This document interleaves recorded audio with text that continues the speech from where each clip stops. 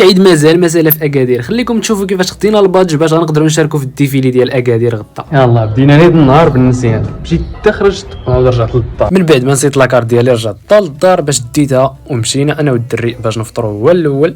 المهم انا فطرت ديجا في الدار، تسنيت الدري هو اللي فطر، تسنيتو حتى فطر على خاطرو. المهم شدينا الطريق وكنت لابس هاد نص الدلاحه هادي، ما عرفنا واش كاسك ولا نص الدلاحه.